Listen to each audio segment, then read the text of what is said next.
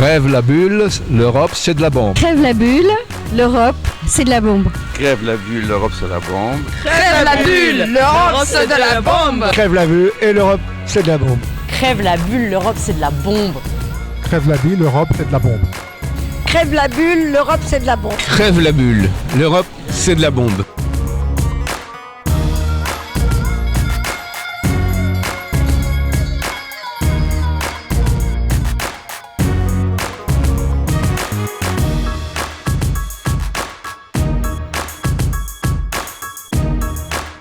Aujourd'hui, Crève la bulle, l'Europe c'est de la bombe est à Eindhoven.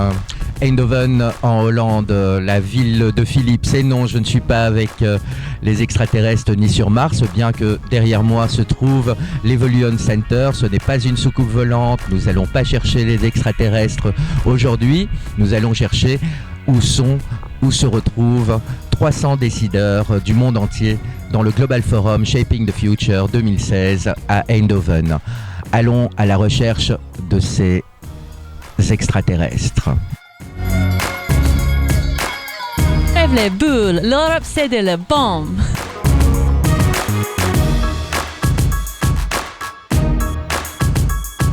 L'Europe, quelque part, c'est une histoire d'amour.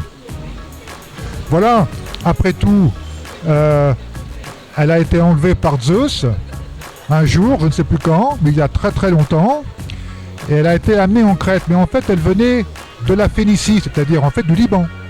Donc c'est une histoire d'amour qui dépasse les frontières que nous connaissons de notre Europe aujourd'hui, qui vont un peu plus loin et qui sont quelque part un message de paix et d'amour. Alors pour cette Europe-là, pour cette idée, pour cette vision de l'Europe, j'aime venir au forum parce que c'est un petit peu la population qui l'embrasse, qui l'attire, et tous les gens qui sont ici, je crois, aspirent comme moi à la même envie de contribuer, pour ceux qui sont de l'Europe, à l'Europe telle que nous la voulons, c'est-à-dire ouverte, très très généreuse et innovante, mais aussi avec un message de paix et de coopération avec tous les autres pays du monde. Voilà, donc pour toutes ces raisons-là, je suis ici et je m'y sens bien. Les projets européens, ce sont des projets qui sont constitués de plusieurs membres situés dans différents pays de l'Union européenne. Donc ça me permet de rencontrer des partenaires situés en Allemagne, en Espagne, en Italie, en Slovaquie, et même de travailler sur la coopération de l'Union européenne avec d'autres pays. Moi je travaille sur le bassin euro-méditerranéen, donc rencontrer tous ces partenaires, mais aussi créer un échange d'informations, des complémentarités entre la recherche dans les différents pays européens, mais aussi sur le marché européen. Donc de partager des informations, de construire des projets communs, de renforcer les liens tout simplement entre les communautés des différents pays, en dehors de simples politiques, des institutions, et de proposer une vision de ce que peut faire l'Union européenne. Sur l'Europe, en particulier dans le domaine des technologies d'information, incontestablement l'Europe a eu un rôle très important, à la fois vers un marché unifié qui reste encore en partie à perfectionner, mais aussi en créant des habitudes de coopération en matière de recherche. Et ça, je crois que c'est un acquis. Pour ne pas mentionner quelque chose qui nous paraît tout naturel maintenant, c'est la limitation des frais d'itinérance quand on passe une frontière européenne, d'autant plus qu'on passe les frontières sans s'en rendre vraiment compte. Aujourd'hui, c'est vraiment des problématiques très complexes qui nous sont soumises parce que les grands groupes comme Airbus, par exemple, mais comme Thales, comme d'autres groupes, voire même des collectivités publiques, se posent des questions globales qui mettent en jeu des législations très différentes et surtout des cultures juridiques très différentes. Je prendrai pour exemple le cas de l'Union européenne qui qui a vu l'année dernière un citoyen qui s'appelle Schrems déposer un recours contre l'utilisation de ces données par Facebook. Et on a vu que la Cour de justice de l'Union européenne a répondu favorablement à sa demande et qu'aujourd'hui, l'Europe demande qu'il soit effectif, qu'il y ait une effectivité du contrôle sur les technologies qui nous protègent ou semblent ne pas du tout nous protéger. Au niveau américain, un des points qui gêne énormément les entreprises, c'est le marché unique. Il y a deux choses d'ailleurs qui gênent.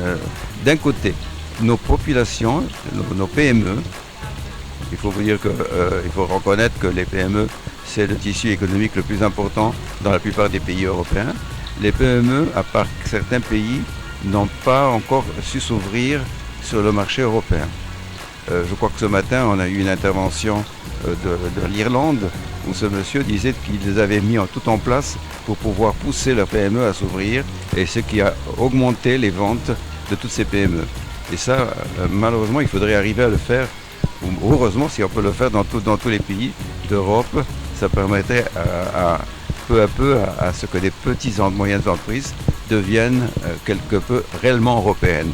Parce qu'aujourd'hui, une petite entreprise reste française, alors, ou reste allemande, ou reste dans le pays où elle est, mais elles ne sont pas. À part quelques exemples, on a des exemples d'entreprises en France, en Allemagne et autres, qui sont arrivés quand même à traverser les frontières.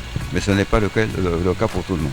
Actuellement, je travaille sur un projet qui réunit 24 pays de l'Union européenne et du bassin euro-méditerranéen, dont le Maroc, la Tunisie, l'Égypte, Israël, la Turquie, et puis l'Italie, la France, l'Espagne et l'Allemagne, pour monter un réseau d'experts sous forme de think tank pour analyser et résoudre les barrières à la recherche et à la coopération sur les sujets d'eau, énergie, agriculture.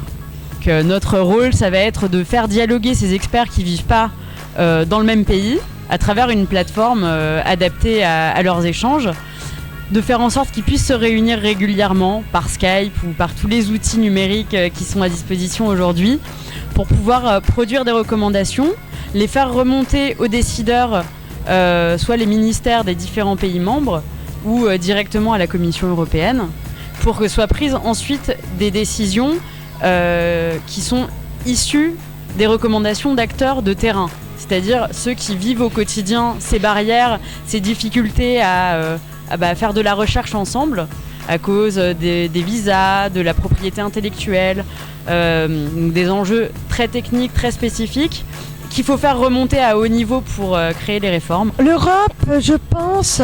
Alors d'abord, au niveau de la déréglementation, c'est ce que je prévoyais, parce que j'avais écrit un bouquin là-dessus, ce que je prévoyais, c'est-à-dire que les Américains ont soi-disant déréglementé, ils se retrouvent maintenant avec 3 majors, et donc qui se partagent le pays, et nous en Europe on a 128 télécom opérateurs. Donc on n'est pas dans la même cour, et quand ils nous demandent de faire au niveau des prix, ça n'a rien à voir, on arrive à des packages à 4 euros, à 3 euros, à 2,50 euros, alors qu'aux États-Unis c'est beaucoup plus cher. Donc il y a accès à beaucoup plus de gens en réalité à tous les outils de digitalisation, et l'Europe est extrêmement créative.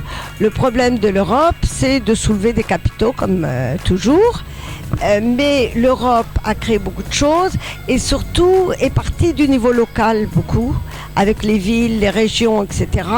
Et ont développé énormément de choses, des benchmarking. Et il faut dire que les projets communautaires européens ont beaucoup aidé à faire des benchmarking, à aider une ville par rapport à une autre, etc. Donc il y a quand même pas mal de choses qui sont faites. À mon avis, on est très en avance du point de vue de plein de choses, du point de vue de la digitalisation, notamment au niveau des applications villes, des applications régions, etc. Mais évidemment, les startups ont du mal à trouver de l'argent. parce qu'il n'y a pas le système américain. Beaucoup partent aux États-Unis, malheureusement. Certaines reviennent, mais c'est pas la même façon de faire. Donc, à la fois, on est très créatif, mais à la fois, on n'a pas forcément les moyens de cette créativité. L'Europe en 2020 connectée, ça voudra dire que tout le monde a accès au haut débit, tout le monde a un smartphone et un abonnement 4G illimité et peut télécharger n'importe quelle application et ça fonctionnera bien dessus. Accès aussi à la connaissance, savoir se servir de ces outils. Et puis peut-être aussi bientôt une démocratisation de l'open source et du code. Mais ça, je pense que ça attendra un peu plus longtemps que 2020. Crève les boules, l'Europe c'est de la bombe.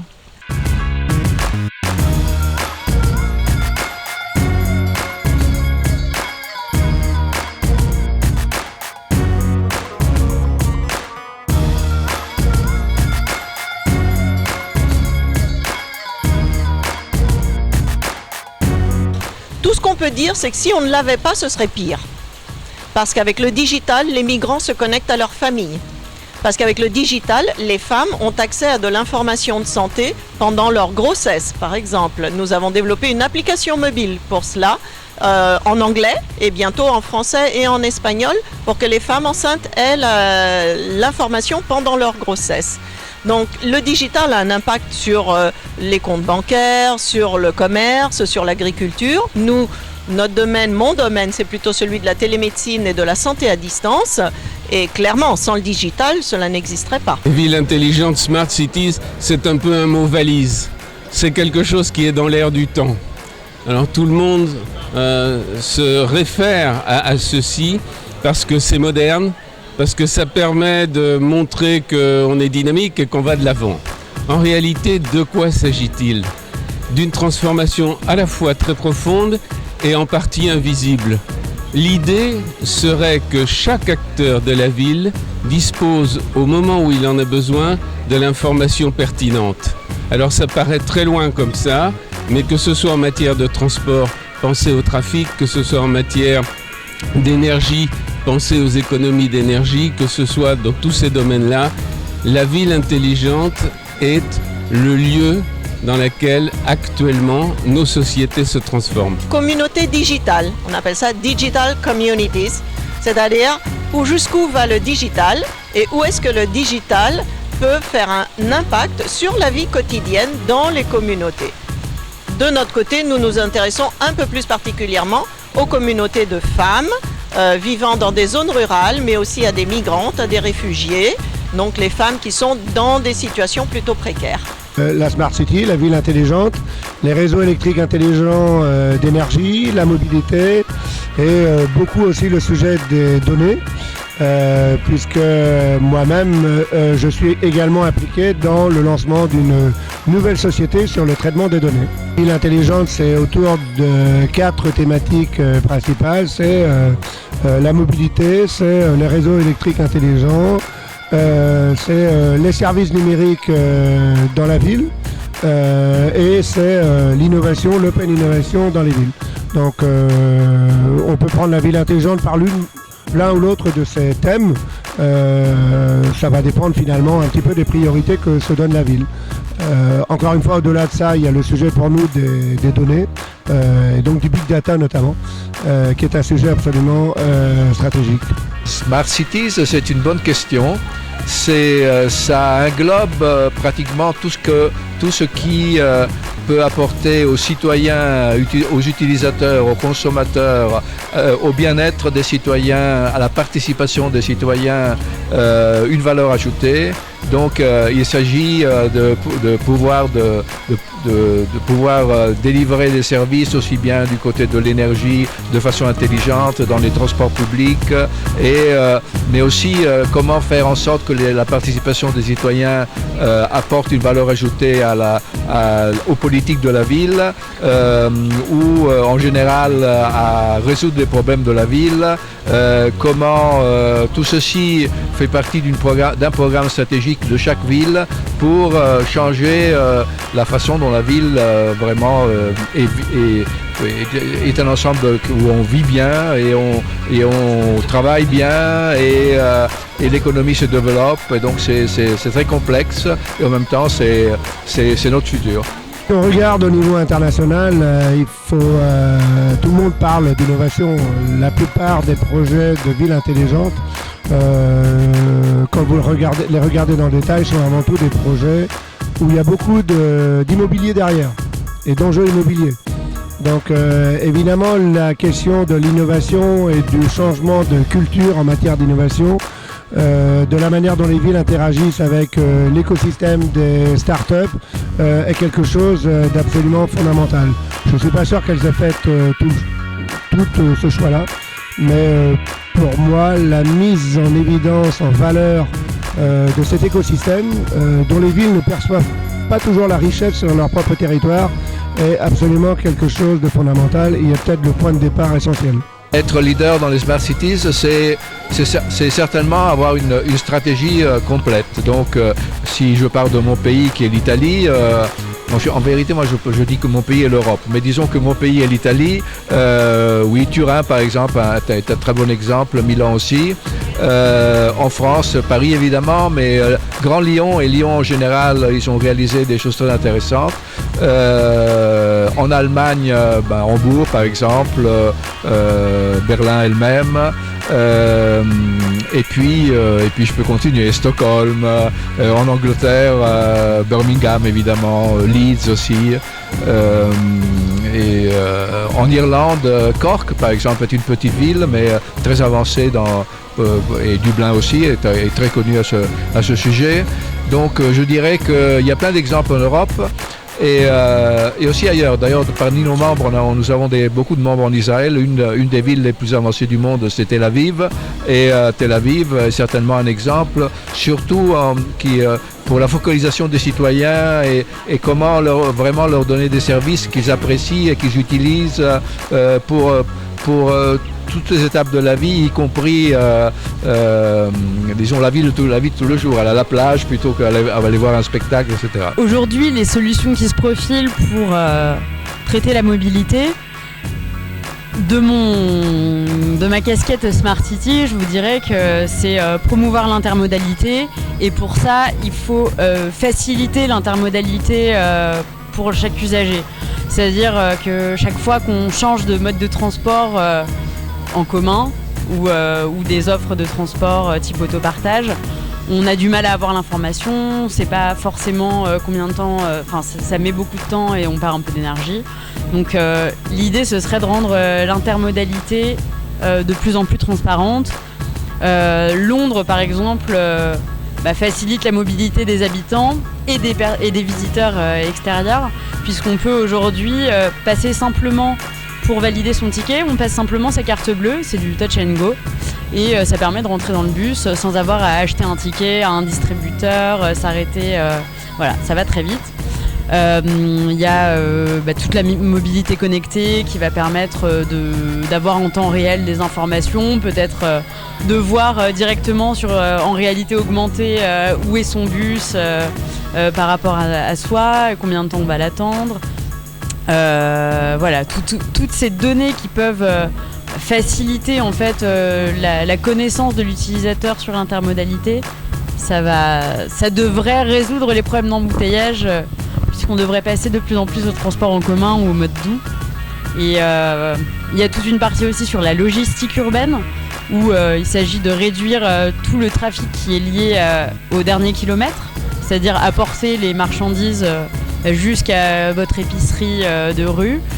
Et donc là, l'idée, c'est de promouvoir le partage. Par exemple, il était question peut-être que les Uber prennent en charge des marchandises et sur leur trajet aillent livrer les commerces de proximité.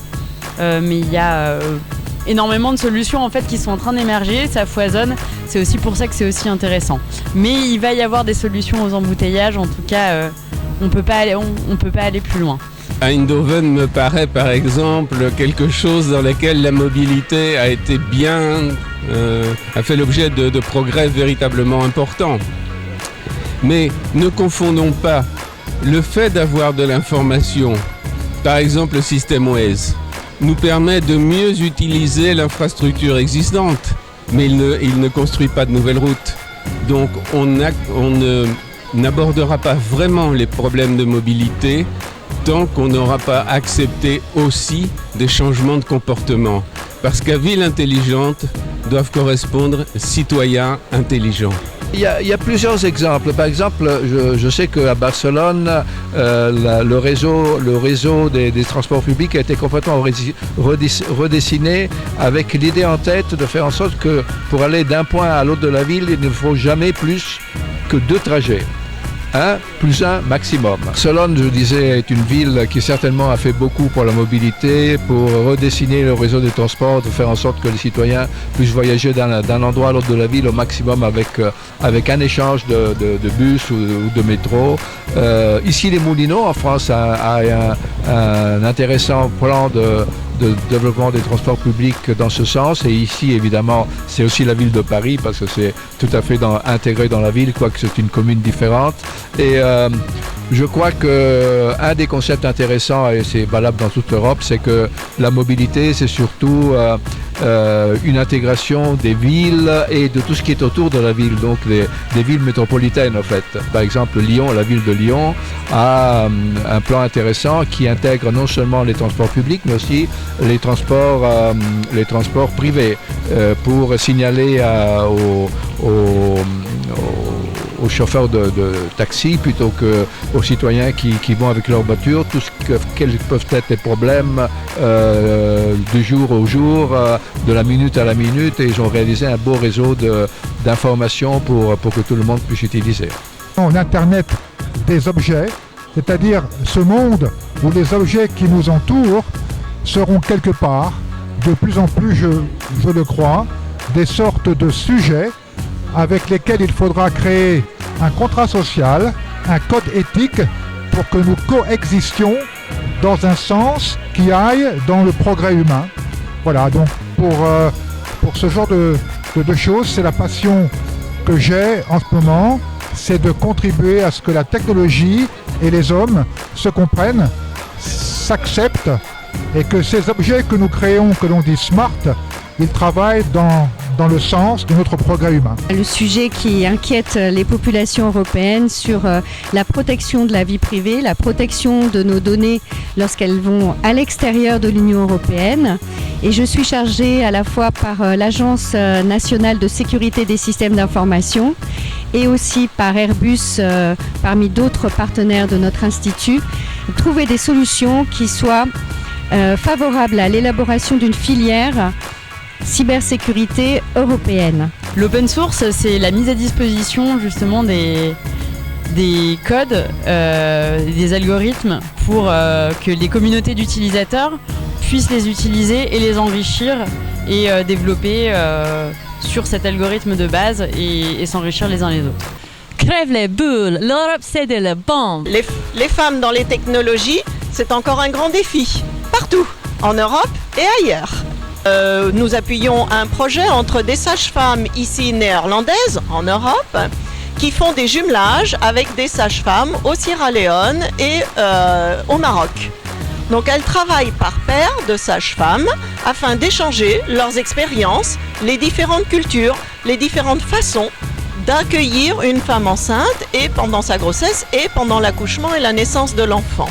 Cette expérience s'est révélée extrêmement positive. Les sages-femmes gardent des relations longues sur la durée depuis plus de 10 ans et avec elles, nous développons une application mobile qui va être mise à leur disposition pour apporter à ce jumelage des facilitations de communication. Pour l'instant, elles communiquent par email, ça pas suffisant. Avec une application mobile, elles auront ça sur leur téléphone et pourront se transmettre en temps réel les données, les photos, les vidéos, les interviews, les graphiques, tout ce qu'elles contribuent à fabriquer ensemble pour une meilleure compréhension et une amélioration de leur exercice professionnel, que ce soit aux Pays-Bas comme au Maroc et au Sierra Leone. Très tôt, d'intéresser les filles à l'école primaire, aux technologies, au codage, tout simplement au codage, dès 7-8 ans, le codage informatique peut aussi attirer des petites filles qui continueront plus tard aussi à coder. On voit bien dans le secteur de la santé combien c'est compliqué, hein. Moi, je vois bien beaucoup des sages-femmes, des infirmières. Dès que j'arrive et je leur parle du digital, elles me disent « Ah non, non, non, non, moi j'ai assez à faire dans ma journée, c'est pas pour moi, nous on n'est pas compétentes, on ne sait pas faire. » Mais par contre, quand je leur demande qui a un smartphone, un mobile, elles ont toutes des smartphones. Qui a un compte Twitter, Facebook, elles ont toutes un compte Twitter et Facebook. Je leur dis « C'est pas plus compliqué que ça. Utilisez le digital pour vos patients. » Nous avons donc une application mobile qui permet à des infirmières ou des sages-femmes de communiquer avec leurs patients qui parlent une langue différente. Ça s'appelle Universal Women, Universal Nurse. Ce sont des applications qui permettent de communiquer dans 2 langues différentes et ce, avec un vocabulaire scientifique agréé de haute qualité, car c'est la santé du patient qui est en jeu. Les pays du nord de l'Europe, comme la Finlande ou comme la Suède, sont bien avancés dans ces domaines-là, en termes de partage de données de santé, en particulier de télémédecine, du fait du climat, du fait des distances dans leur pays, effectivement, mais aussi par une volonté stratégique très importante. Il y a par exemple en Espagne, l'Espagne aussi est très avancée en télémédecine et en Health Medical Records, en dossier électronique des patients. Plusieurs régions d'Espagne, dont l'Andalousie et la Catalogne, sont très avancées dans ces domaines-là. Apprendre les uns des autres, eh bien, c'est pas si facile. C'est pas si facile. Les technologies, les choix technologiques sont différents. C'est assez compliqué. Les infrastructures sont différentes aussi. Donc ça progresse, mais quand même un peu lentement. Plutôt lentement. On le regrette un peu. Crève les boules, l'Europe c'est de la bombe.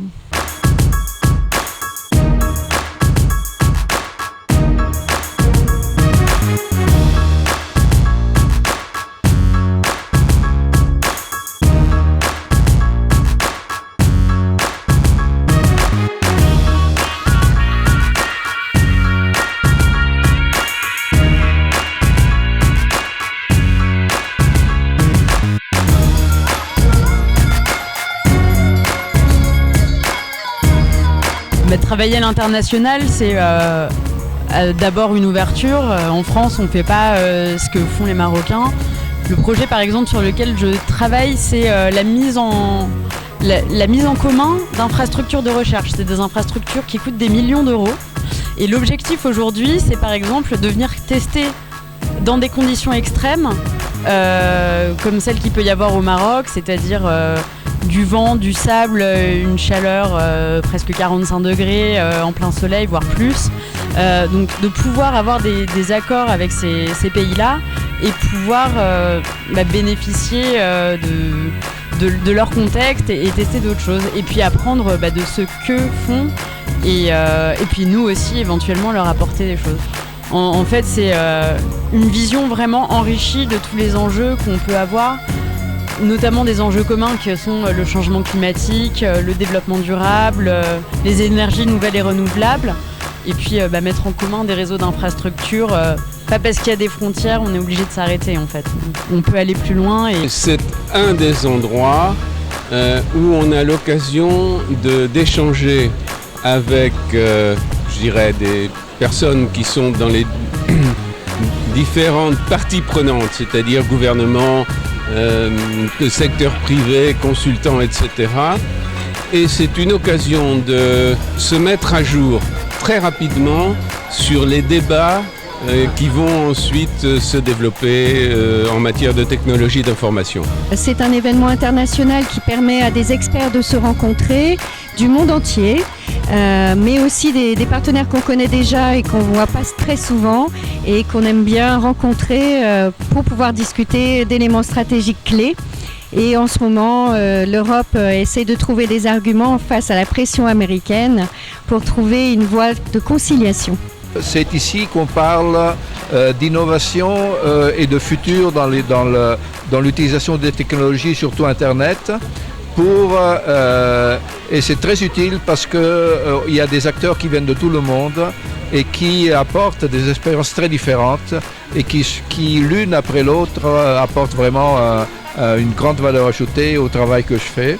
et qui, je représente des villes européennes qui sont dans une association qui s'appelle Major Cities of Europe et qui sont très dédiées justement à l'innovation. Et donc ici c'est une approche différente, c'est de voir comment les industries surtout s'intéressent à ce développement et qu'est-ce qui va arriver dans le futur très bientôt. Ce que je fais au Global Forum, c'est de manière spécifique deux choses. La première, je dois participer à une session sur les infrastructures, c'est-à-dire voir un petit peu quel est le défi pour l'Europe de mettre à jour les infrastructures du moment dont chacun se rend bien compte qu'elles sont non seulement un ensemble de tuyaux qui permettent à différentes sortes de données, y compris les données numériques, de passer, mais qui sont aussi du point de vue de la compétitivité, de la croissance et bien sûr de l'emploi, une condition sine qua non de succès et de survie. La deuxième raison, ce sera un peu plus tard, est une session sur la sécurité dans les chaînes d'approvisionnement. C'est un débat qui est très pris en compte en ce moment en Europe, mais aussi dans le monde. On sait très bien que les marchandises et les services transitent de plus en plus vite par différents modes de transport et que donc il y a un problème de sécurisation du transport. C'est extrêmement complexe. Il y a des législations qui ne sont pas les mêmes à travers le monde et donc il faut essayer de les harmoniser autant que possible. Alors cela étant, eh bien ce n'est pas une première pour moi d'être au Global Forum. J'aime beaucoup venir ici. Sur les à peu près 23 ou 24 épisodes qu'il y a eu de cet événement, j'ai dû participer à au moins une douzaine. Et la raison est peut-être que le forum s'intitule Global. La surprise, c'est qu'il l'est vraiment. C'est-à-dire qu'il y a des gens qui viennent de tous les continents, ou presque. C'est quand même assez rare. Et j'aime beaucoup ça, parce que finalement, il y a des sujets que l'on nous livre, auxquels il faut que nous nous adaptions, mais ces sujets peuvent donner prétexte à différentes interprétations en fonction du lieu d'où l'on vient, en fonction de la vision que l'on a, en fonction du background que l'on a, et selon que l'on est européen, américain, africain ou autre, on a évidemment un autre regard sur tous les problèmes dont nous parlons ici. Il n'y a pas qu'une seule voie pour devenir project manager, c'est ça aussi qui est intéressant sur des projets européens, c'est qu'on voit la diversité des profils pour venir travailler sur des projets européens. Moi, j'ai fait toutes mes études à Sciences Po Lille, donc c'est un institut d'études politiques, notamment spécialisé sur les questions européennes, puisque Lille, vous le savez, est à la frontière de la Belgique quasiment. Donc, j'ai passé quelques week-ends en Belgique aussi. Et donc j'ai fait mes études à Sciences Po. Ensuite, j'ai refait une formation à l'école des ponts et chaussées, un MBA sur les Smart Cities. Et je suis devenue consultante. Entre-temps, j'ai travaillé en collectivité territoriale sur le cadre de vie, dans une association pour faire des économies d'énergie et travailler sur l'écomobilité. Et ma dernière expérience, c'était au Parlement français, assistante parlementaire. Donc vous voyez, j'ai testé plusieurs professions et je me suis dit que consultante, c'était idéal parce que ça me permettait de travailler sur des missions assez diverses et de rencontrer énormément de partenaires et pouvoir découvrir des sujets qui sont toujours plus intéressants. Je suis là sur la partie consulting, je suis consultante chez Items International et ça me permet à la fois de m'informer sur les sujets de prospective concernant le numérique, l'Internet des objets, la transition numérique, le big data, la cybersécurité et de rencontrer des partenaires de partout dans le monde qui travaillent sur ces sujets à tous les niveaux, à la fois en politique, dans le secteur privé ou même des chercheurs, des organisations internationales. Le Global Forum apporte à Item un réseau de relations absolument inestimable partout dans le monde. Beaucoup en Amérique du Nord, évidemment en Europe, j'aurais pu commencer par là, mais également en Asie, au Japon, en en Afrique du Nord, enfin bref, un peu partout. I am here at the Global Forum for the second time. Last time we were in Oulu, Finland, but I am happy to see Eindhoven in the Netherlands. I have never been to Eindhoven before, but I've been to Europe many times before. And the Global Forum is especially exciting because I get to meet so many thought leaders from all around Europe, and that's very interesting to me because they differ, in different ways from those in the United States. There are a lot of different little things about Europe that make it distinct, and it's interesting to see how business is done over here and how technology is developing. And overall, it's very, very exciting to be here and at the Global Forum. Il y a 25 ans, l'Europe commençait, les États-Unis déréglementaient les télécoms et les États-Unis pensaient que l'Europe ne faisait rien. Comme je travaillais, j'étais conseillère auprès de la Commission européenne. J'ai proposé qu'on fasse un forum avec les Américains pour leur montrer qu'on avançait, mais qu'on ne pouvait pas aller aussi vite parce que nous, on avait des télécoms qui étaient avec les postes, qu'il fallait déjà couper nos télécoms des postes et que les postes, en plus, ils avaient l'argent, puisque c'était en gros nos caisses d'épargne. Donc c'était la vache à lait de l'économie de tous les pays européens. Donc, j'ai proposé qu'on fasse un échange avec les Américains, au plus haut niveau, et qu'on discute avec les réglementaires et quelques entreprises pour leur montrer qu'on n'était pas contre ouvrir, mais qu'on allait ouvrir à notre rythme. Ça a marché. Et ensuite, les Japonais nous ont demandé de faire la même chose. On a fait la même chose avec les Japonais. Et quand on a eu terminé, au bout de 5 ans, et que la mayonnaise commençait à prendre, moi j'ai dit on arrête le forum. Et ce sont les entreprises et la Commission européenne qui m'ont dit bon maintenant il faut continuer. Donc j'ai continué d'année en année en étant nomade, en changeant de pays chaque fois parce que je pensais que c'était important qu'on voit d'autres cultures, que le réseau s'étende et effectivement maintenant on arrive à entre 35 et 40 pays à chaque forum.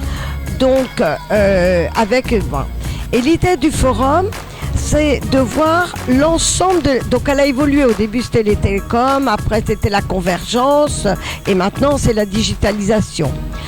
Donc au fur et à mesure où ça évolue, ce qu'on veut quand même c'est que ça soit le puzzle, the big picture de l'ensemble de la digitalisation. C'est pour ça qu'il n'y a pas une session que sur les infrastructures ou une session que sur la sécurité ou sur la santé, etc. Mais sur toutes les grandes problématiques et horizontales et transversales de la digitalisation, c'est-à-dire infrastructure, sécurité, réglementation, mais aussi après les applications, big data qui est aussi transversale, mais aussi healthcare, et puis également on a rajouté les communautés, parce qu'il y a de plus en plus de communautés grâce à la digitalisation, donc on a rajouté les communautés. Voilà comment est né le Global Forum, voilà comment on continue le Global Forum. On l'a fait déjà dans plusieurs continents, on l'a fait aux États-Unis, on l'a fait en Europe dans beaucoup de pays différents, on l'a fait en Asie, au Japon.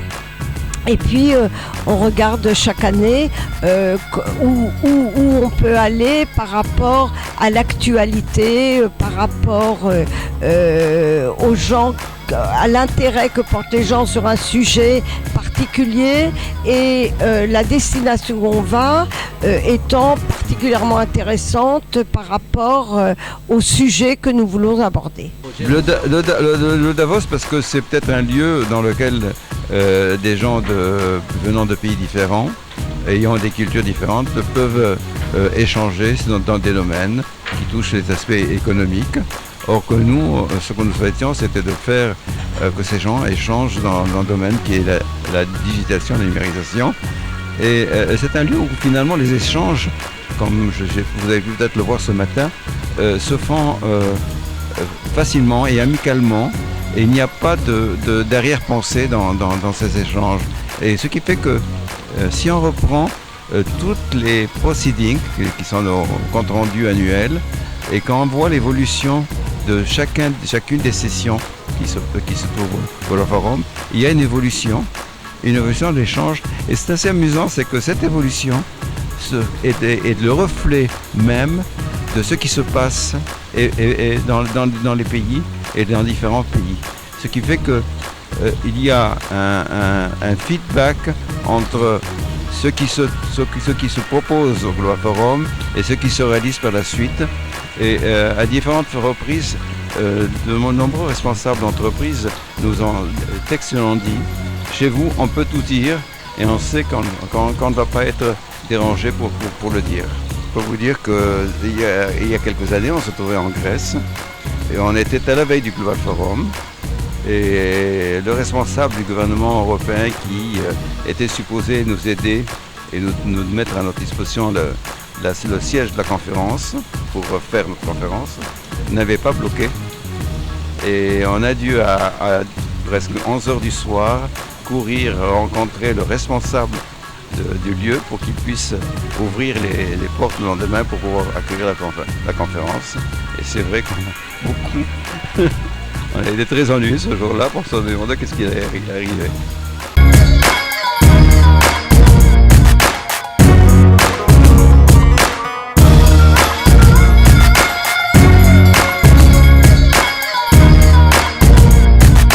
Restez tuned sur Al-Mouatin pour un nouveau numéro de Crève la bulle, l'Europe c'est la bombe.